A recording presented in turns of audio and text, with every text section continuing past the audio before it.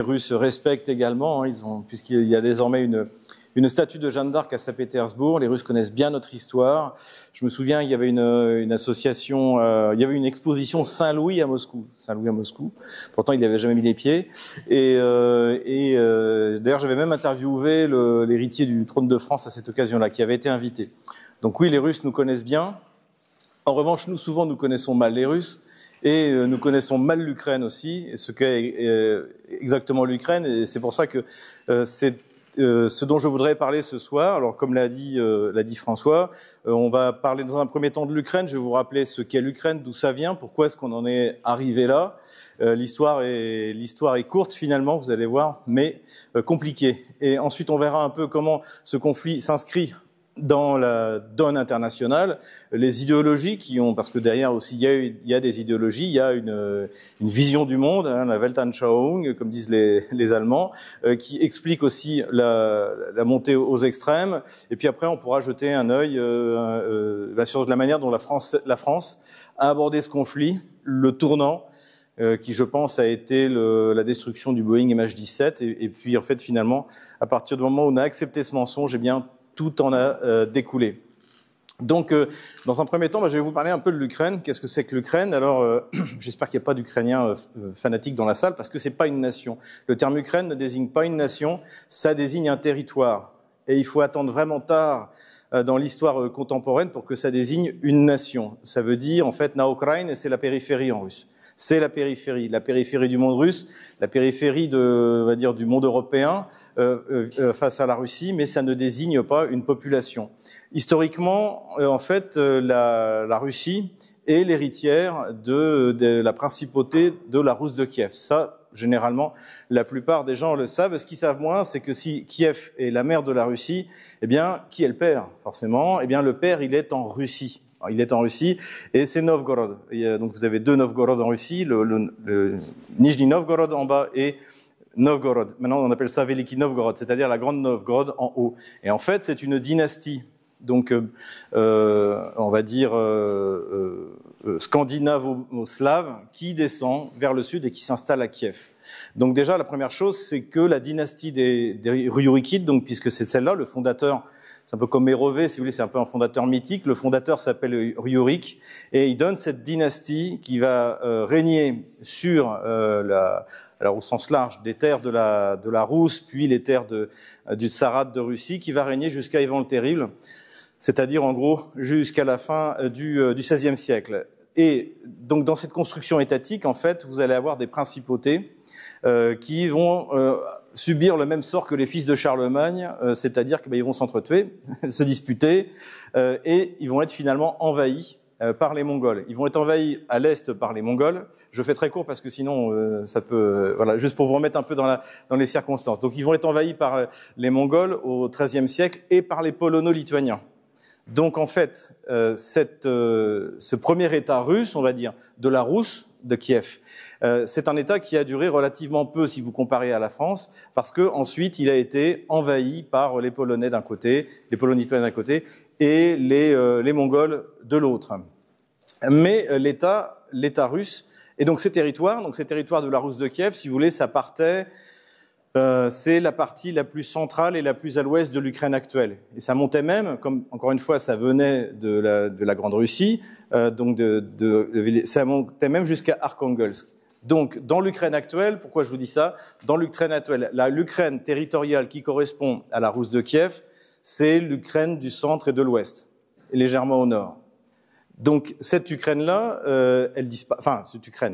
la Rousse de Kiev, elle disparaît finalement à cause de l'anarchie qui règne dans cette région. Après, les princes de Kiev sont dépassés par d'autres principautés, l'Odomérie, Vladimir, et finalement il y a une petite principauté qui naît et qui deviendra la Moscovie. Pourquoi est-ce que la Russie a raison de se réclamer de l'héritage de la Rousse de Kiev? Eh bien parce que celui qui va vraiment créer la Russie, ce sont les successeurs donc de Rurik, c'est la dynastie qui va continuer jusqu'à Ivan le Terrible. Donc, pour vous donner quelques repères, on peut dire que à partir du XIIIe siècle, en fait, la Russie ou la Rousse de Kiev rentre en dormition, les princes du côté mongol vont payer l'impôt, vont souvent être humiliés, et de l'autre côté, donc dans une petite partie à l'ouest, ça va être à peu près la même chose avec les Polonais. Donc à partir du XIIIe siècle, on va dire que la Russie, en quelque sorte, cette ancienne Russie rentre en dormition, mais à quelques moments, elle va commencer à se redresser grâce à cette dynastie des Riurikides, qui est finalement la seule dynastie qui reste de l'héritage de la Rousse de Kiev. Et donc cette dynastie va se consolider et se former à Moscou. Et c'est de Moscou que viendra finalement la défaite sur les... Alors on appelle ça les envahisseurs tataro-mongols, pour parler largement. Cette défaite, elle est actée cette défaite donc des tataro-mongols qui ont envahi la Russie, qui les soumettaient à l'impôt, qui en plus s'emparaient des populations slaves pour les vendre sur le marché des esclaves. On peut estimer que la prise de la ville de Kazan, où aura lieu le sommet des BRICS au mois d'octobre, la prise de la ville de Kazan, donc c'est au milieu du XVIe siècle, marque le retour on va dire, de la Russie comme une puissance eurasiatique, dans le sens géographique du terme. Et à partir de là, donc cette consolidation de la puissance russe à l'intérieur donc autour de la Moscovie, eh bien, va permettre une double expansion, une expansion qui va se faire vers l'est, donc c'est la conquête de la Sibérie, qui ne se terminera que finalement au bord de l'océan Pacifique, et également petit à petit cette volonté de la dynastie qui va suivre celle des Riurikides, de récupérer les terres de la Rousse de Kiev. Ça, c'est quelque chose de très important dans la mentalité russe, dans la mentalité des élites russes. C'est dans les poèmes moyenâgeux russes, c'est le fait de réunir les terres anciennes de la Rousse de Kiev. Et donc, à la fin du XVIe siècle, la dynastie des Riurikides disparaît. Le dernier des Riurikides, c'est Ivan, qui est très mal traduit, je pense que c'est fait exprès. C'est pas le terrible, c'est Ivan le redoutable. C'est pas pareil. Et qui a battu les Tatars et mais dont le fils finalement ne pourra pas gouverner. Et là, on a basculé dans les temps troubles. En fait, c'est une période, on va dire, presque révolutionnaire, où différentes dynasties, enfin différents prétendants au trône se succèdent. C'est l'anarchie, jusqu'à ce qu'arrivent les Romanov. Donc c'est la deuxième dynastie. Nous, on en a eu 3. Les Russes en ont eu 2, et à partir donc du XVIIe siècle, les Romanov arrivent au pouvoir, et eux, ils reprennent la politique d'expansion, plutôt de reconstitution de la Rousse de Kiev, de récupération des terres russes. Et non seulement ils veulent récupérer les terres de la Russe, mais ils veulent également avoir accès aux mers chaudes. Et donc, ils vont descendre vers le sud, descendre vers l'Asie centrale, et descendre également vers la mer d'Azov et la mer Noire. À cette époque, en Crimée, donc il y a ce qu'on appelle le Khanat de Crimée. Donc le Khanat de Crimée, donc c'est des territoires qui n'ont jamais appartenu à la Rousse de Kiev. C'est extrêmement important parce qu'il faut bien que vous compreniez que ce qui compose géographiquement l'Ukraine d'aujourd'hui, il y a des territoires qui sont issus de la Rousse de Kiev, dont le gouvernement de Kiev peut se prétendre l'héritier, mais le reste, ce sont les Russes qui l'ont aggloméré. La Crimée faisait partie de l'Empire byzantin à l'époque de la Rousse de Kiev. Ces territoires ont été pris et contrôlés par les Ottomans. Voilà. Ils ont été pris par les Ottomans jusqu'à la fin du XVIIIe siècle, où la Russie s'en empare militairement. Le Khanat de Crimée, qui était une subdivision de l'Empire ottoman, est battu, et donc la Crimée est conquise par les Russes, et également toute la partie qui aujourd'hui correspond, on va dire, à l'époque ça n'existe pas, mais de Odessa jusqu'à Kharkov, à peu près. Et quand la Grande Catherine s'empare de ces territoires, pour une quinzaine d'années, elle met ça à l'intérieur d'une seule administration qui s'appelle la Nouvelle-Russie, Novorossiya. Et c'est pour ça que le terme de Nouvelle-Russie a été utilisé au moment du soulèvement anti-Maïdan dans ces territoires-là. Ça commence à Odessa. Le premier grand massacre après Maïdan, c'est le 2 mai 2014 à Odessa. C'est parce que ces territoires sont fondamentaux russes. Ils n'ont jamais appartenu à la Russe de Kiev, ils sont grands russes, je vais dire. Et ce qui est important aussi, c'est de comprendre la composition ethnique de ces territoires. Parce que lorsque l'empire donc des Romanov s'installe, c'est une région très peu peuplée, notamment par les Slaves, à cause du trafic d'esclaves par les Tatars, et donc il faut peupler ces territoires. et l'impératrice Catherine et ses successeurs décident de faire appel. Donc bien sûr, ils font migrer des Russes, et ils font migrer également des Juifs pour essayer de les sédentariser, et ils font appel aux peuples chrétiens persécutés de l'Empire ottoman, les Serbes et les Grecs. Et c'est pour ça que dans la toponymie des noms, vous retrouvez beaucoup de polices, comme la ville Mariupol, Melitopol. Vous avez beaucoup de noms qui correspondent à ces populations chrétiennes persécutées dans l'Empire ottoman, qui ont été accueillies et à qui on a donné des terres pour qu'ils les développent. Vous avez également des Serbes, par exemple la région, je pense qu'on va bientôt en parler parce que l'armée russe approche, de Slaviansk. Ça, c'était les territoires qui étaient donnés aux Serbes pour qu'ils s'y développent. Donc, c'est une spécificité de l'Ukraine, c'est une composante multi-ethnique, multiraciale, multi-ethnique. Et c'est pour ça que, par exemple, quand on a la propagande bandériste, on peut appelons-la ukro-nazie, pour que ce soit simple, on vous explique que l'Ukraine, c'est la pureté du sang slave, alors que les Russes, c'est des dégénérés mongols. C'est absolument pas connaître la composition ethnique de l'Ukraine. Donc, ça, c'est la partie, on va dire, ce sont les deux parties principales de l'Ukraine. Bien retenir. L'Ukraine d'aujourd'hui, il y a une partie centrale et légèrement à l'ouest qui est héritière de la Rousse de Kiev, auquel les trois pays qui sont issus de la Rousse de Kiev, on peut dire aujourd'hui la Biélorussie, Kiev et la Russie, peuvent prétendre être tout à fait les héritiers, c'est tout à fait possible. Et il y a une partie qui est en revanche la nouvelle Russie que je vous ai décrite, qui est une partie totalement russe, qui doit tout à la Russie. Toutes les grandes villes, sur je crois les 10 grandes villes d'Ukraine, seulement 2 n'ont pas été formées par l'Empire russe. C'est Lvov et Kiev. Mais toutes les autres, Odessa a été fondée par la Grande Catherine et un Français, le duc de Richelieu. Tous les noms que vous entendez, par exemple, et après les noms sonnent moins parce qu'en fait ils ont été d'abord débaptisés par les communistes et ensuite par les bandéristes. Par exemple, on en parlait, il y a une jeune femme de Dniepropetrovsk, tout à l'heure avec qui je discutais. Dniepropetrovsk, alors l'histoire c'est que la ville de Yekaterinoslav a été fondée par comme son nom l'indique, par les Romanov. Elle a été débaptisée par les bolcheviks Dniepropetrovsk. Donc Dniepro, c'est le fleuve, Dniepr, et Petrov, c'était le nom d'un révolutionnaire. Alors ça n'a pas plu aux bandéristes, mais ils n'allaient quand même pas rappeler ça Yekaterinoslav, parce que ça a été un retour aux Romanov. Et donc ils l'ont juste appelé Dniepro, le Dniepr en fait. Voilà. Donc toute la toponymie, pareil, la toponymie historique de tous ces noms, c'est la civilisation russe, c'est la trace russe qui est indélébile, et d'ailleurs ils n'arrivent pas à l'effacer malgré tous les efforts. Kharkov, par exemple, aussi c'est insupportable dans les médias, ils mettent des i partout pour faire comme les Ukrainiens. Donc Kharkov est devenu Kharkiv. Mais le fondateur de la ville de Kharkov, c'est un cosaque qui s'appelait Kharko, un chef cosaque, Kharko, donc il s'appelle pas Kharki.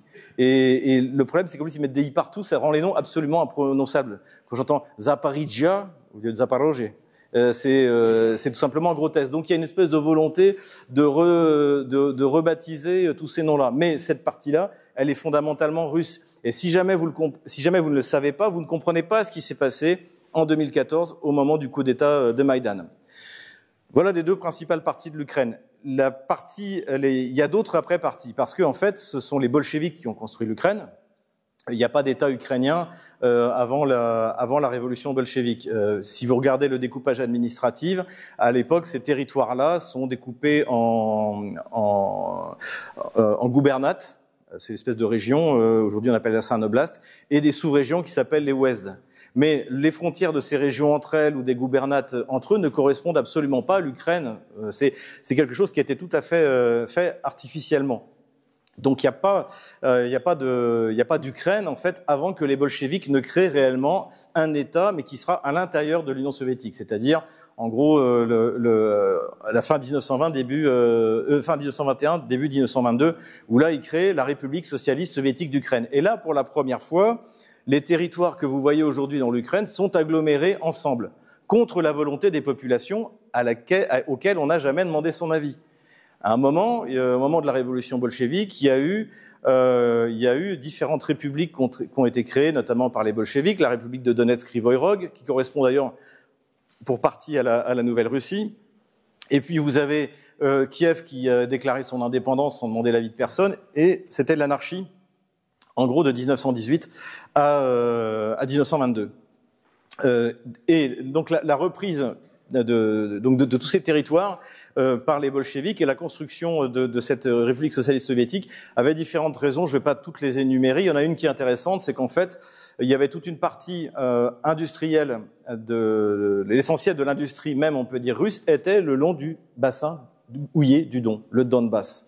Puisque comme dans tous les développements industriels, eh bien, dans toute l'Europe, c'est pas pour rien si ça s'est développé en Lorraine, et c'est pareil. Vous voyez les villes en Angleterre, on se développe là où il y a de l'énergie, et à l'époque l'énergie c'était le charbon. Donc vous avez toute cette partie qui va se créer une véritable identité ouvrière, de travailleurs. Le terme d'ailleurs stakhanoviste, en fait, ça vient d'un mineur du Donbass, le Stakhanov. Et donc vous avez toute une identité qui va se créer autour de laquelle un bolchevique, le camarade Artyom, qui a donné son nom notamment, le vrai nom de Barkout en fait c'est Artyomovsk, et donc qui va essayer de créer une république populaire de Donetsk Krivoy Rog, qui va beaucoup inspirer d'ailleurs les rebelles en 2014, mais ça va échouer déjà parce qu'il meurt, et aussi parce que les bolcheviks considèrent que il faut mélanger les bourgeois et les paysans du reste de l'ouest de l'Ukraine actuelle avec des ouvriers pour qu'ils connaissent le bonheur du prolétariat. Donc pour une raison purement idéologique, mais ça se passe très mal parce que on a les archives des discussions au sein des partis communistes. Les Donchanin, les habitants de Donetsk, se sentent russes. Ils se sentent pas ukrainiens. Ukrainien, en fait, c'est quelque chose qui a été créé artificiellement au XIXe siècle par quelques intellectuels, qui est repris ensuite mais qui est porté au nom du principe des nationalités, qui est soutenu par Lénine, Staline et Kaganovitch, qui est porté comme un principe sur lequel il faut construire l'URSS. Et ça aussi, il faut le comprendre, c'est-à-dire que les véritables fondateurs, ceux qui devraient être célébrés par le régime de Kiev actuel, y compris par les bandéristes, c'est Lénine, Staline et Kaganovitch. C'est eux qui créent l'Ukraine, qui lui donnent ses frontières, qui amalgament des territoires qui n'ont pas grand-chose en commun et qui font que cette entité subsiste. C'est aussi les premiers à persécuter la langue russe. Vous avez un dissident qui a été connu, qui s'appelle Kravchenko. Donc en 1945 ou 46, c'est un transfuge qui passe du côté occidental. Et il passe aux États-Unis et il écrit un livre qui s'appelle « J'ai choisi la liberté ». Et dans ce livre, il explique comment lui, originaire de Kharkov, l'étude des matières scientifiques est devenue impossible parce qu'on oblige à parler ukrainien. Donc l'expérience d'obliger les populations de l'Ukraine à parler ukrainien, ça date pas des bandéristes d'aujourd'hui, ni de ceux d'ailleurs de la guerre, de la Deuxième Guerre mondiale. Ça date de l'époque. Ce sont les bolcheviks qui ont imposé pendant presque 10 ans l'usage de l'ukrainien. Le problème, c'est que ça a généré des nationalismes, notamment puisqu'il y a des nationaux bolcheviks à l'époque bolchevique, et d'ailleurs tous les ukrainistes se réjouissent du fait que ça y est, enfin il y a un État pour nous où les gens sont forcés de parler ukrainien, etc. Le problème, donc, ça provoque des mouvements séparatistes à l'intérieur de l'URSS, et donc Staline met fin à l'expérience. Voilà. Mais ça ne veut pas dire qu'il va opprimer les Ukrainiens en tant qu'Ukrainiens. Ça, on pourra en revenir dans les questions si vous le voulez. La langue ukrainienne sera toujours promue. Il y a même un folklore ukrainien qui est en fait une adaptation du folklore russe parce qu'il n'y a pas de folklore ukrainien. Et les Russes font ça pour toutes les républiques qu'ils créent. Aujourd'hui, si vous allez dans les républiques d'Asie centrale, vous avez des folklores, c'est 100% soviétique. Avant, il n'y en avait pas. Mais c'est l'idée des républiques socialistes soviétiques. Il faut comprendre qu'avec ces principes-là, les soviétiques ne rigolaient pas. Donc, en plus d'avoir créé donc cette République socialiste soviétique d'Ukraine, les bolcheviks vont y ajouter des morceaux au fur et à mesure. Donc, vous avez donc la Nouvelle-Russie, la Russie centrale, et puis vous avez, à partir de la Deuxième Guerre mondiale, des morceaux qui vont être pris aux différentes régions frontalières du bloc communiste. Donc, on va prendre un bout de Roumanie, on va prendre un bout de Hongrie, on va prendre un bout de Pologne, on va dépoloniser la Galicie et la Volhynie. Lvov, aujourd'hui, qui est une ville totalement épurée, ça a été fait en 41 par les bandéristes des Polonais et des Juifs, alors qu'à l'origine c'était une ville polonaise en majorité et juive. Et bien cette ville, donc cette ville va être purgée de ses populations. Staline, à la fin, il faut comprendre qu'en 1945, Staline il a envoyé des gens dans tous les sens pour simplifier les frontières.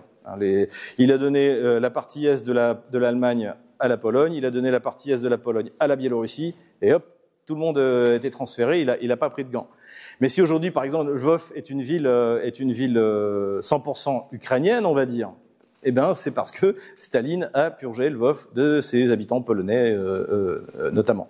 Donc, il va rajouter des morceaux. Et ce qui fait que il a fait de l'Ukraine, les soviétiques ont fait de l'Ukraine une espèce d'entité multiethnique avec des petites minorités. Et aujourd'hui, ça joue encore un rôle. Par exemple, Viktor Orban, il veut récupérer ses Magyars. Il y a 150 000 Magyars à l'ouest de l'Ukraine qui ont la plupart des passeports hongrois et qui subissent les mêmes persécutions linguistiques que les Russes de Nouvelle-Russie, par exemple. Et donc, c'est pour ça qu'Erdogan n'est pas content. Les Polonais, ils regardent avec un petit œil en se disant on récupérerait bien notre territoire. Mais ils hésitent parce que récupérer la région où est né Bandera et où ils ont fait des petits, c'est pas forcément une bonne affaire pour la Pologne. Et puis vous avez les Roumains qui regardent vers les morceaux qu'on leur a pris, etc. Tout ça pour vous dire que l'Ukraine, c'est pas du tout un territoire qui s'est construit patiemment comme la France, en agglomérant, en plus en étant jusqu'à la Révolution extrêmement bienveillant vis-à-vis des spécificités régionales, etc. Sur un projet commun, sur une durée de 1500 ans. C'est un État qui s'est créé brutalement selon le principe du XIXe siècle. Des libertés, du droit des nationalités, du principe des nationalités, c'est quelque chose d'extrêmement artificiel. Et c'est quelque chose, en fait, qui aurait dû exploser à la fin de l'URSS, en 1991. Et d'ailleurs, une partie de la population vote, et j'ai oublié, réunification, donc unification importante, c'est la réunification de la Crimée.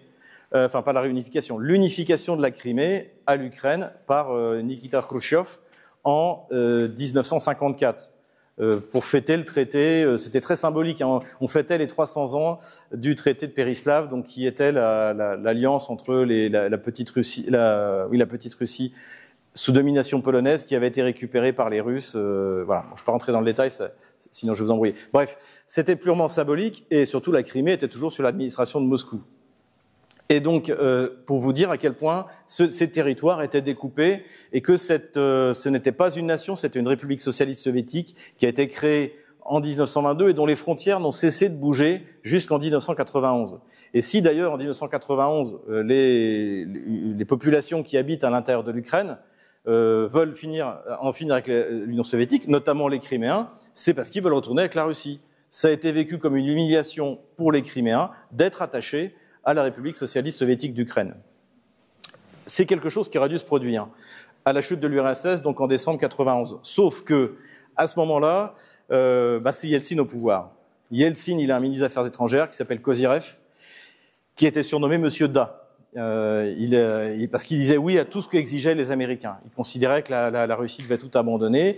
Et alors que la Crimée vote pour son rattachement à la Russie, le Parlement d'abord, donc là on est en 94, et qu'un référendum doit avoir lieu, Yeltsin, au lieu de soutenir la volonté du peuple criméen, eh bien, s'en remet à Washington, et finalement, Kiev donne un statut spécial, un peu particulier à la Crimée, mais dès ce moment-là, la dérussification commence. Évidemment que les Criméens sont pas contents. Et donc tout ça est très fragile, d'autant plus que finalement, petit à petit, l'Ukraine donc évolue vers un système électoral, mais que la partie russe est la partie la plus, je dirais, la plus importante économiquement. La richesse de l'Ukraine, c'est les ports et l'industrie. Les ports et l'industrie, c'est la Nouvelle-Russie. Donc ça, c'est un problème que les Occidentaux ont depuis le début. Parce qu'à la limite, les Russes disent bon, écoutez, on garde la Nouvelle-Russie, puis vous gardez la petite Russie. La petite Russie, en fait, c'est un État balte de plus. Donc il va falloir payer, où il n'y a pas beaucoup de ressources, etc. Donc l'héritage de l'Ukraine, du point de vue industriel, énergétique, et ce qui regarde l'Union soviétique, est extrêmement important. Ça en fait une économie qui n'est pas à négliger. Mais c'est le pillage généralisé dans les années 90, comme en Russie, sauf qu'en Russie, ça finit par Poutine. Et donc ça se passe, et donc ça s'arrête. En Ukraine, ça ne s'est jamais arrêté. Le pouvoir des oligarques, jusqu'à aujourd'hui, est total, on peut dire. Surtout, Maïdan a été un âge d'or pour eux. Ils ont été non seulement, ils se sont non seulement emparés de pans entiers dans les années 90 de l'économie ex-soviétique, hein, des usines, des exploitations, etc. Mais en plus, Maïdan leur a permis de devenir gouverneurs. Quand vous entendiez sur le Maïdan les protestations qui expliquaient « oui, il y en a marre des oligarques », mais c'est eux qui ont financé Maïdan. Qui permet à Mariupol de rester sous la coupe de Kiev, c'est l'oligarque qui contrôle Mariupol, Akhmetov. Kolomoïski devient gouverneur de la région de Dniepopetrovsk, Yekaterinoslav, et c'est lui qui écrase dans le sang toute velléité irrédentiste avec la Russie. Donc, en fait, cette situation fait que l'Ukraine, les élites ukrainiennes, les élites kieviennes, en fait, sont orientées vers l'Occident, mais les zones riches de l'Ukraine, les ports et l'industrie, sont orientées vers la Russie pour des raisons aussi d'un système héritage d'un système économique qui est né avec l'Union soviétique. Les uns sont les fournisseurs des autres, sont des partenaires, etc. Ceux qui voulaient pas notamment de l'accord d'association 2014, c'était les industriels ukrainiens. Parce qu'ils savaient très bien que, ils allaient se faire concurrencer par des économies bien plus performantes, comme l'Allemagne, par exemple. Et surtout, ils voyaient bien que leurs principaux clients, leurs principaux fournisseurs, ils venaient de Russie. Donc, c'est pour ça que Maïdan passe en force, et aussi parce que, à chaque fois, eh bien, la population de cette partie de la Nouvelle-Russie vote pour des candidats dits pro-russes. Alors ça, je vous renvoie dans mon bouquin, j'explique la manière dont ces partis dits pro-russes, comme le parti d'e-région, étaient en fait des partis corrompus. Et c'est grâce à la corruption qu'on a pu, que les Occidentaux ont pu en prendre le contrôle.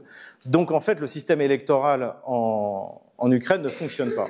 Et en revanche, ce qui fonctionne, c'est le coup d'État de Maïdan en 2014. Et à partir de ce moment-là, en fait, à partir du moment où l'ordre constitutionnel est bafoué à Kiev, eh bien les régions qui n'ont jamais cru, qui ne se sont jamais senties ukrainiennes, à commencer par la Russie, décident de reprendre leur liberté. C'est le cas de la Crimée. La Crimée, ça se passe, il y a 2 morts, tués par le même sniper, comme sur Maïdan, un soldat russe, un volontaire cosaque et un soldat ukrainien. Mais ni l'un côté ni l'autre tombent dans le piège et ils sont enterrés ensemble. Je me souviens des photos de la cérémonie à la maison des officiers à Sébastopol, je crois, Simferopol, peu importe. Le fait est que donc et surtout donc la Crimée est une presqu'île, donc facile à tenir, et les Russes ont des soldats à Sébastopol, qui sont là en toute légalité, selon un accord international, et qui ont le droit de se déployer en cas de danger. Or, comme il n'y a plus d'ordre constitutionnel à Kiev, ils se déploient et en 2 mois, c'est terminé. La Crimée est liquidée.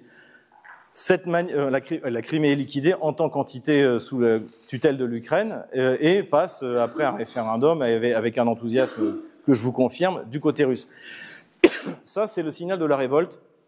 C'est le signal de la révolte pour tous les régions qui correspondaient à la Nouvelle-Russie. Et c'est immédiatement une répression sanglante avec la bénédiction des services secrets occidentaux et mise en œuvre par les bandéristes, c'est-à-dire ces héritiers de Stepan Bandera, collaborateur nazi bien connu. Et donc la révolte est écrasée, la première révolte qui est écrasée dans le sang, c'est la fameuse massacre d'Odessa, le 2 mai 2014, qui est suivi par un autre massacre à Mariupol le 9 mai 2014, et par des massacres partout. J'ai un de mes amis qui travaille, Laurent Braillard, que vous connaissez peut-être, qui travaille sur la torture, les massacres, etc. Il a interviewé des gens, je vous assure, c'est monstrueux, tout simplement, ce qu'ils ont fait pour réprimer ce mouvement-là. Mais malgré tout, une partie du soulèvement l'emporte, et on arrive finalement, là je raccourcis parce que sinon j'aurais pas le temps de tout traiter, on arrive finalement aux accords de Minsk en février 2015. Les accords de Minsk arrivent parce que Kiev a une nouvelle fois perdu la guerre contre les rebelles. Et donc, c'est la fameuse défaite de Debaltsevo. Donc, ce sont les Russes qui dictent leurs conditions. Et donc, il y a différentes conditions. Retrait des armes sur une bande, les armes lourdes sur une bande de 30 km. Échange de prisonniers. Interdiction de survol des drones, ça c'était un reste des accords de Minsk. Toutes les armées étrangères doivent se retirer du territoire ukrainien et ne pas livrer des armes. C'est texto le point numéro 10, qui sera ouvertement bafoué par toutes les administrations, y compris l'administration Trump, qui livrera ouvertement des javelins, et l'OTAN revendiquera la formation de 78 000 soldats ukrainiens sur le territoire ukrainien. Donc, les accords de Minsk ont été ouvertement bafoués par les Occidentaux, alors que les États occidentaux avaient voté la résolution 2202 des Nations Unies au Conseil de sécurité, donc qui fait de ces accords de Minsk une obligation pour Kiev de les remplir. Les Russes ne sont pas concernés par les accords de Minsk. Les accords de Minsk sont signés entre les républiques populaires de Donetsk et de Lugansk et Kiev. La France et l'Allemagne sont garants. Donc tout ça, rien ne sera appliqué, mais ça aurait été la solution. Pourquoi est-ce qu'il y a eu l'opération militaire spéciale? Parce qu'il n'y a pas eu d'application des accords de Minsk. Voilà. Et qu'au contraire, Kiev s'apprêtait à lancer l'épuration ethnique du Donbass, ce qu'il revendique depuis 2014. La première trace de revendication du nettoyage ethnique, je l'ai trouvée chez le futur, à l'époque, chez Yuri Lutsenko, qui est le futur procureur général d'Ukraine nommé par le président Yushchenko, donc qui est le président immédiatement après Maïdan, et qui dit on veut bien d'une trêve, mais il nous faut la solution croate. La solution croate, c'est l'épuration ethnique de la Krajina qui a eu lieu en juillet 1995. Donc ils veulent en fait l'épuration ethnique du Donbass. C'est ça le plan, et c'est pour ça que la Russie intervient. Donc voilà un peu pour vous remettre. En fait, on pourrait faire une conférence sur les origines de l'Ukraine qui durerait 5 heures. J'espère que j'ai quand même donné les grandes lignes. Ce qu'il faut retenir essentiellement, c'est l'Ukraine, c'est un florilège de différentes structures qui sont apparues dans une histoire très récente, qui ne sont pas cohérentes entre elles. Et surtout, l'Ukraine, en fait, c'est une terre russe, éminemment russe, à part effectivement ce bout de Pologne, ce bout de Roumanie, ce bout de Hongrie. C'est une terre éminemment russe, mais qui n'a pas tout à fait la même histoire. Et en tout cas, si jamais Kiev se prétend l'héritier de la Rousse de Kiev, toute la partie de Odessa jusqu'à Kharkov n'est pas de la Rousse de Kiev. C'est ce qu'a construit l'Empire russe, l'Empire des Romanov, jusqu'à la Révolution. Voilà un peu ce qui s'est passé. Voilà comment on est arrivé à l'opération militaire spéciale. Et dans mon premier bouquin sur l'Ukraine, en 2015, j'avais écrit « Ukraine, pourquoi la France s'est trompée ?» Et la France s'est trompée parce qu'elle a ignoré tout ça. Elle a ignoré tout ça. Et donc, elle n'a pas pu être cette puissance d'équilibre qu'elle aurait dû être. Et à côté de ça, s'ajoute l'alignement sur l'idéologie mondialiste, la volonté de Washington qui doit être absolument appliquée. Et ça me permet de faire la transition vis-à-vis de la deuxième partie de ce dont je voulais parler. C'est comment est-ce que finalement l'affaire ukrainienne s'inscrit dans un domaine plus global. Déjà, il y a, je dirais, 3 tendances géopolitiques. Il y a la géopolitique polonaise, il y a la géopolitique allemande et il y a la géopolitique américaine. Je vais partir du moins important au plus important. La moins importante, c'est la géopolitique polonaise. Les Polonais ont dominé en Europe centrale jusqu'au XVIIe siècle à peu près. Voilà. Après, ça a été une suite de moments d'instabilité, même s'il y a eu des moments de grandeur, comme par exemple c'est eux qui vont sauver Vienne, enfin en tout cas ils prennent le commandement des troupes qui viennent sauver Vienne en 1783, attaquées par les Ottomans. Mais globalement, petit à petit, comment dirais-je, la Pologne se délite de l'intérieur, pas sous les coups de l'étranger, de l'intérieur. Et ce qui fait que, et après, elle est partagée entre la Prusse, l'Autriche et la Russie à la fin du XVIIIe siècle. Mais elle a connu un moment réellement de puissance politique et de gloire qui aujourd'hui anime encore les élites polonaises. Et ces élites polonaises, eh bien, elles veulent recréer. Alors, ce que le maréchal Piłsudski, qui recrée la Pologne après la Première Guerre mondiale, a appelé la République d'entre les deux mers, c'est-à-dire unir, faire un couloir territorial entre la mer Baltique et la mer Noire, quasiment comme c'était à l'époque de la Grande Pologne. Même maintenant, ils sont passés à une nouvelle étape, c'est l'initiative des 3 mers. Donc en plus de la Baltique, de la mer Noire, ils veulent rajouter l'Adriatique. Bon, autant dire que les Polonais n'ont pas laissé d'excellents souvenirs en Europe de l'Est et que globalement, même s'il y a des réunions de l'initiative des 3 mers, il est hors de question pour les Hongrois, pour les Roumains ou pour les Bulgares de se soumettre à la volonté polonaise. Mais cela dit, dans la mentalité des élites polonaises, de la classe dirigeante polonaise, c'est extrêmement présent et il y a tout un alignement de leur politique étrangère et en plus ils sont très forts à l'intérieur de l'Union européenne et ils essayent de mettre plein en place Et à côté, donc, cette idée géopolitique qu'il devrait avoir une influence particulière en Europe centrale, et en plus cette idée qui va très bien à Washington, puisqu'ils savent que Varsovie est totalement soumise à ces desiderata. À côté de cette idée, il y a l'idée qui est apparue après la Première Guerre mondiale, donc lorsque le maréchal Pilsudski recrée la Pologne, il voit la Russie comme le grand rival slave à l'Est. Et qu'est-ce qu'il faut faire pour empêcher la Russie d'être aussi puissante? Il faut la découper selon le principe des nationalités. Et c'est donc ce qu'on appelle le prométhéisme. C'est un courant qui, vous pouvez taper prométhéisme. Donc c'est l'idée d'utiliser toutes les minorités de l'Empire russe, de faire de l'Ukraine une minorité dominée par les Russes, alors que l'Ukraine, enfin les gens qui habitent le territoire qui s'appelle l'Ukraine, encore une fois ça veut dire la périphérie, sont des Russes. C'est d'en faire un particularisme. Et pour ça, ils vont s'appuyer, bien notamment, sur le principe des nationalités et le fait qu'une partie très à l'ouest de l'Ukraine croit en ce genre de fable.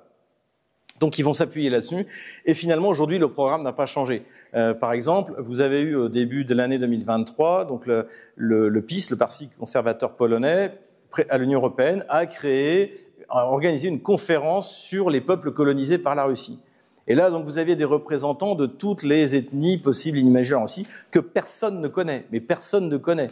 Un représentant pour les Kalmouks, un représentant pour je sais pas, toutes les tribus qui peuplent la Sibérie. Et c'en était même pathétique tellement c'est décalé par rapport à la réalité russe. Mais c'est le rêve, et c'est un rêve qui résonne avec un rêve géopolitique qui résonne avec les deux autres rêves géopolitiques. Le deuxième rêve géopolitique, c'est celui des Allemands. Parce que les Allemands ont toujours eu, alors c'était carrément ouvert, hein, ça a été théorisé à la fin du XVIIIe siècle, du XIXe siècle, au début du XXe, c'est le fameux espace vital et le Drang nach Osten, le saut vers l'Est. Et donc leur but, c'est de contrôler l'Europe de l'Est, que la zone d'expansion normale de l'Allemagne, c'est l'Europe de l'Est. Et pour cela, eh bien, il faut l'adversaire face à ça, c'est la Russie. Et ils peuvent une première fois s'essayer également à cette politique de favoriser les nationalités à la fin de la Première Guerre mondiale. À la fin de la Première Guerre mondiale, quand le front russe s'écroule, à cause des raisons intérieures, hein, l'année 1916 a plutôt été victorieuse pour l'armée russe, mais bon, pour différentes raisons, notamment l'activisme des bolcheviks. En gros, en 1917, tout s'écroule et l'armée allemande rentre en début 1918 en Ukraine, dans l'Ukraine actuelle. Et là, et également dans le nord de la Russie de l'époque. Et donc là, elle va jouer à fond le principe des nationalités. Pilsudski, le fondateur de la Pologne, qui va être aidé par l'armée française, par Weygand, De Gaulle, Delarocque, des grands noms de la vie politique française, donc, et en tout cas des militaires français, juste après la Première Guerre mondiale, eh bien, Pilsudski est un ancien, s'est battu pour les Allemands. Donc, les Allemands donnent l'indépendance à la Pologne, ce qui de toute manière, aurait fini par arriver, parce que la Pologne est une vraie nation, c'est pas l'Ukraine, mais également aux Pays-Baltes. C'est la première fois que les Pays-Baltes, qui en fait n'existent pas dans l'histoire, ils ont été soit contrôlés par les Suédois, soit contrôlés par les Russes. Ça n'a jamais été des entités nationales indépendantes. Mais les Polonais jouent à fond les Allemands jouent à fond sur ce principe des nationalités. Et les Allemands, oui, et ils réfléchissent également à faire la même chose en Ukraine. Mais ils ne le font pas. Pourquoi? Parce que déjà, le commandement des forces allemandes, qui occupent l'Ukraine disent c'est pas la peine, c'est des Russes, on perd notre temps. Et ensuite, Guillaume II, qui s'entend très bien avec les bolcheviks, qui finance jusqu'en novembre 1918, dit si jamais on veut leur prendre l'industrie, cette zone industrielle, les bolcheviks vont repartir à la guerre et nous on peut pas, on a notre offensive qu'on doit préparer contre les franco-anglais américains. Donc, mais cela dit, c'est dans leur dans leur schéma mentaux. Il faut bien comprendre. Et donc ça, c'est quelque chose qui, je pense, joue encore un rôle, même si évidemment Scholz se revendique pas d'Adolf Hitler, mais de toute manière, la conquête à l'Est, c'est texto dans Mein Kampf. Dans Mein Kampf, Hitler dit il faut renoncer à coloniser l'Ouest, c'est une erreur qu'on a fait jusqu'il y a 3 siècles, maintenant on se tourne vers l'Est. Et d'ailleurs, le but, c'est, je ne vais pas rentrer dans les détails, mais l'administration allemande sous Hitler met en place un plan de l'Est, et il s'agit de déporter la population ou de la tuer pour y installer des colons allemands. Donc c'est quelque chose, cette volonté de s'avancer vers l'Est est quelque chose qui est très marqué dans la géopolitique allemande. C'est difficile de dire aujourd'hui qu'est-ce que ça influence, mais c'est quelque chose qui a forcément marqué. En revanche, et la troisième courant géopolitique, le plus sérieux aujourd'hui des trois, c'est la géopolitique américaine.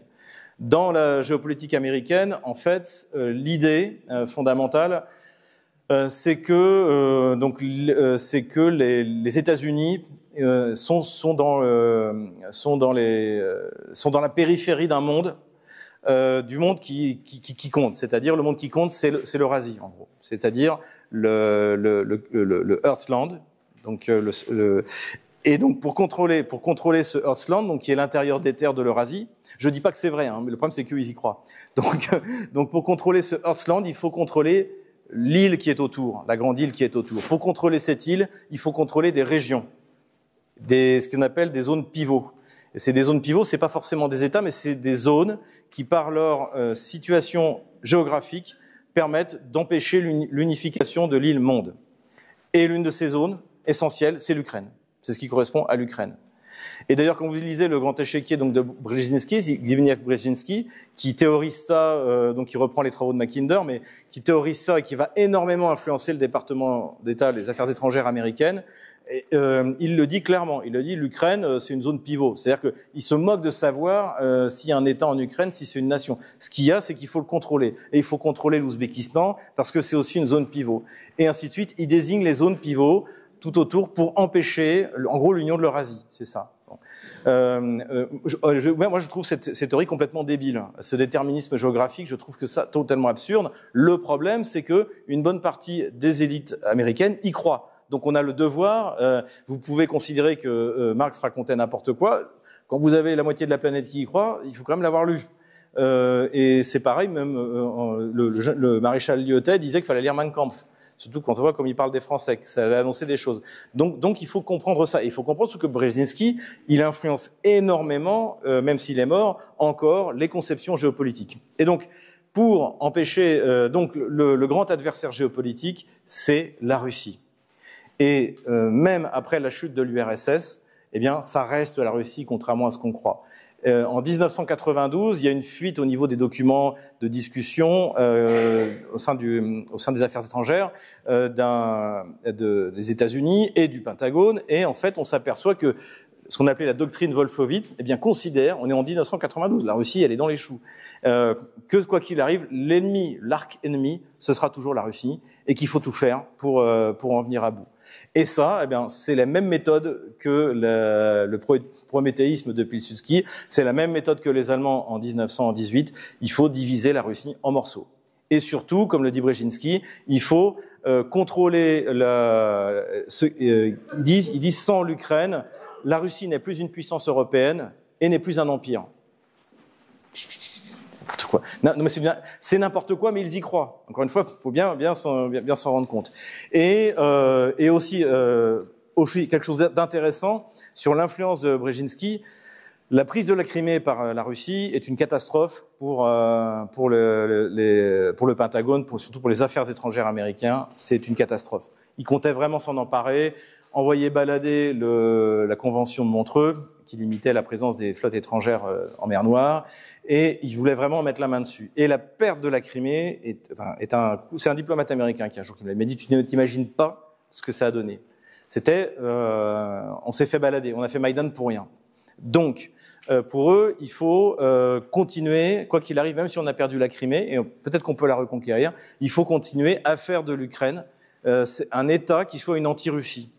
Et c'est ce qu'ils vont s'efforcer de faire à partir de 2014, en persécutant la langue russe, par des persécutions religieuses, et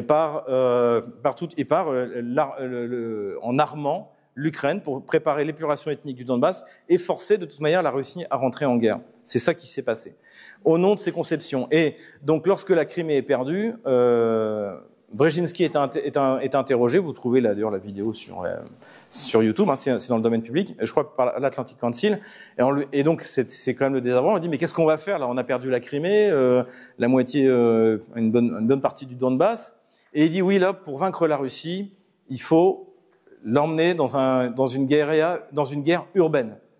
Parce que dans une guerre urbaine, la Russie aura beaucoup de pertes et du coup, elle ne pourra pas tenir. Tout ce que vous voyez aujourd'hui, pour ceux qui suivent la ligne de front, soit dans mes vidéos ou ailleurs, ce que vous voyez en fait, c'est une guerre urbaine. Donc on se barricade dans Mariupol, derrière la population, on se barricade à Avdiivka, on se barricade dans toutes ces villes en se disant, pour épuiser la capacité russe, et en se disant que pour finir, ils seront tellement épuisés qu'ils soit ils devront s'arrêter, ou même s'ils ne s'arrêtent pas, à la limite on s'en fiche, puisqu'ils seront extrêmement affaiblis. L'Ukraine est un bélier qu'on envoie contre la Russie sans aucune considération pour la population ukrainienne. Et donc c'est ça l'idée. Et c'est l'idée de Brzezinski texto, mais vraiment texto. J'ai retrouvé l'extrait et je l'ai mis dans une émission sur l'échiquier mondial qui traitait précisément des buts, de la vision de cette géopolitique. Le but, c'est d'épuiser la Russie dans des combats urbains. Le problème, c'est que la Russie, elle a passé les principales lignes de défense qui ont été construites dans ces villes. Et ce à quoi vous assistez aujourd'hui, on pourra en parler tout à l'heure, c'est le fait que la stratégie Brzezinski a échoué. Les Russes ont passé ces villes qui ont été transformées en bunkers. Et aujourd'hui, si vous voulez, il faut voir que géographiquement, quand vous avez passé le Donbass, c'est une densité d'habitants de 160 habitants au kilomètre carré. Quand vous êtes à Odessa, dans la région d'Odessa ou de Nikolaïev, c'est 27 habitants. Et plus l'armée russe va avancer vers l'ouest, plus le territoire va être ouvert, moins il y aura de mines ou se barricader, moins il y aura d'usines, moins il y aura de villes. Et si vous regardez un peu même la manœuvre russe aujourd'hui, ils attaquent plus les villes de front, ils les contournent. Il y a 10 jours, les Russes se sont emparés d'une ville qui est à l'est de Pakrovsk, on vous en parle à la télé un peu de Pakrovsk, qui s'appelle Novogorodovka. Il y a 15 000 habitants, donc c'est une grosse ville. Ils l'ont pris en 4 jours avec un minimum de troupes en l'encerclant. Parce que maintenant, les Russes peuvent manœuvrer.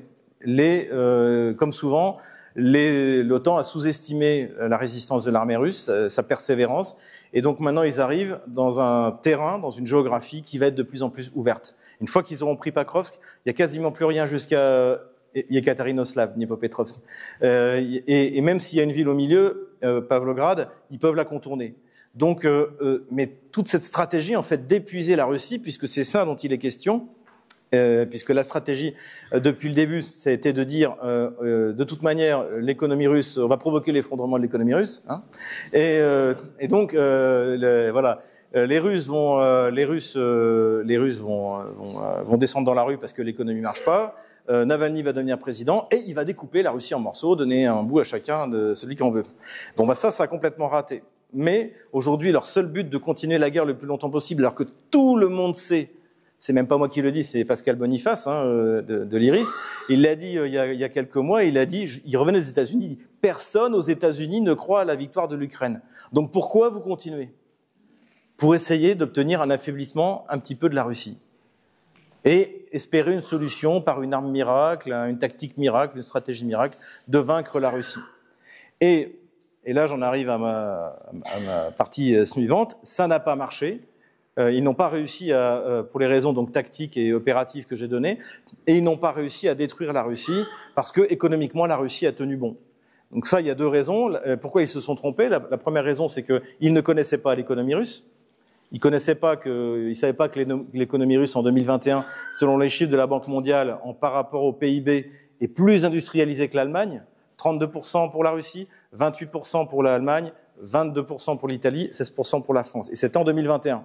Maintenant, la France est en dessous de 10%, l'Allemagne est en train de s'effondrer, la Russie est en train de s'hyper-industrialiser. Parce qu'elle a les matières premières, parce qu'elle a les ressources, parce qu'elle a une population formée, intelligente et travailleuse. La réalité, c'est ça. Mais ça, comme ils sont racistes, c'est vraiment du racisme, ils ne le voyaient pas, ils ne voulaient pas le voir. Il y a autre chose aussi qu'ils n'ont pas vu, c'est que, ça c'est quand même plus grave, c'est que le monde a changé.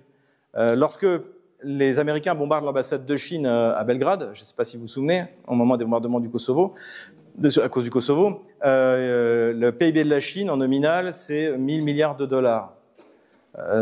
Aujourd'hui, en nominal, c'est 18 milliards, en parité de pouvoir d'achat, c'est 18 000 milliards, c'est 23 000 milliards, c'est-à-dire 5 000 milliards de plus que les États-Unis.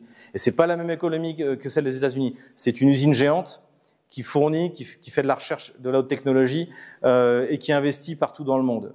Donc, en fait, la Russie a d'autres débouchés pour ses hydrocarbures. Quand, tout d'un coup, les Occidentaux mettent un cap à $60, Les Russes, ils disent, bah, tant pis, on ne vous la vendra pas. Et aujourd'hui, la Russie écoule la totalité de son pétrole à la Chine, à l'Inde et au Pakistan. Et même s'ils levaient le cap, la Russie n'a pas de raison de changer. Ils ont des clients fiables et ils vont rester. Le gaz russe, on s'est aperçu qu'on ne pouvait pas s'en passer. Donc, résultat, on en achète moins, mais 4 fois plus cher. Donc, toute cette réalité macroéconomique, et c'est vraiment parce que c'est des mondialistes, en fait. C'est des mondialistes, mais qui restent à Paris, ou qui sortent pas de Washington ou de New York, et qui se rendent pas compte du changement qu'il y a eu dans le monde. Et je parle de la Chine et de l'Inde parce que c'est les plus connus, mais toutes les puissances asiatiques sont en train de décoller. L'Indonésie, en parité de pouvoir d'achat, est passée devant la France.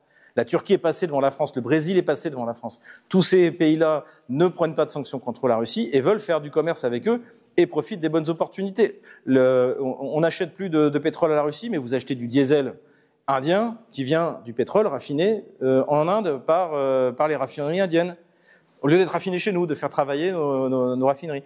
Donc, en fait, tout ça, c'est comme s'ils ne l'avaient pas vu. Et on a eu le droit à toutes ces âneries, les Russes qui piquent les micro-puces des machines à laver, etc., etc.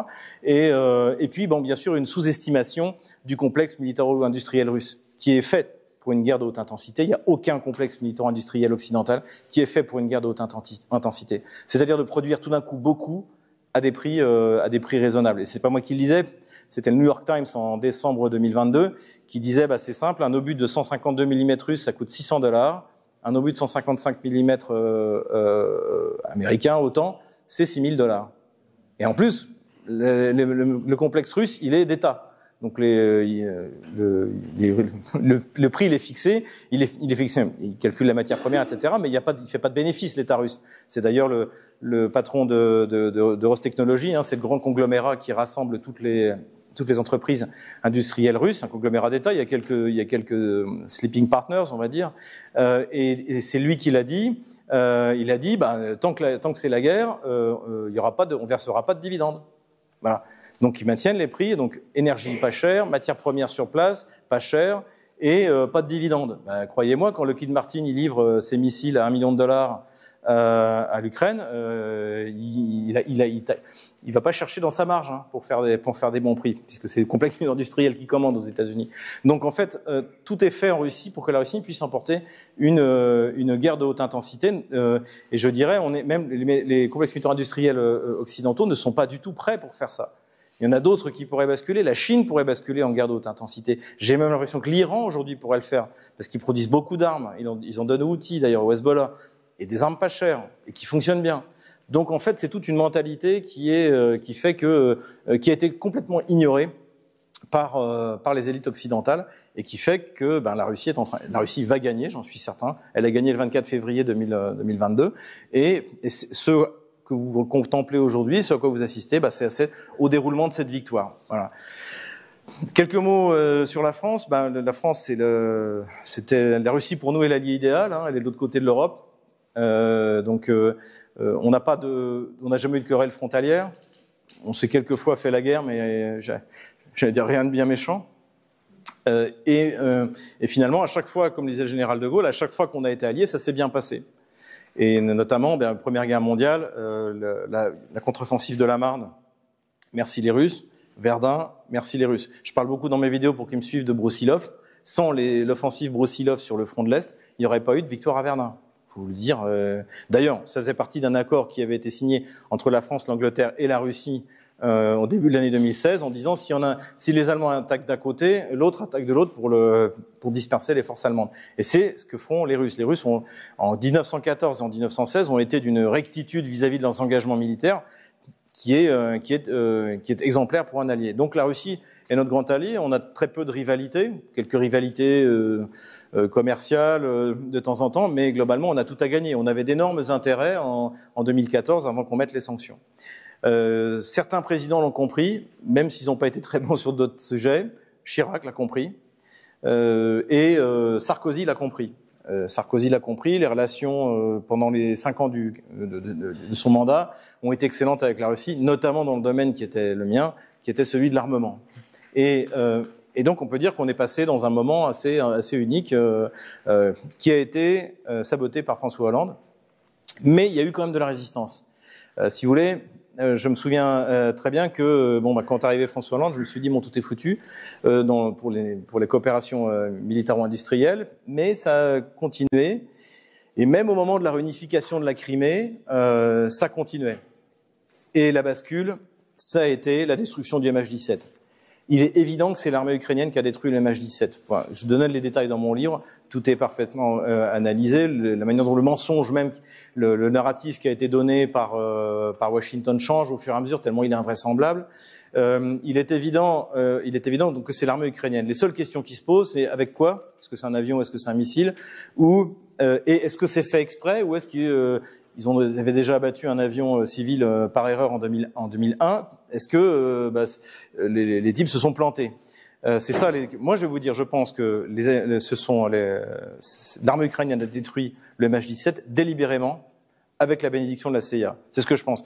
Je ne peux pas vraiment le prouver, mais j'ai toute une série de faits que je montre dans mon livre, notamment quasiment des aveux de Joe Biden, puisque Joe Biden dit dans une interview qu'il donne devant le Council of Foreign Relations, il le dit en 2000, il est plus président, donc ça doit être en 2018, il est plus vice-président, pardon, il dit oui, même après le MH17, les Anglais et les Français et les Italiens ne voulaient pas mettre de sanctions contre la Russie.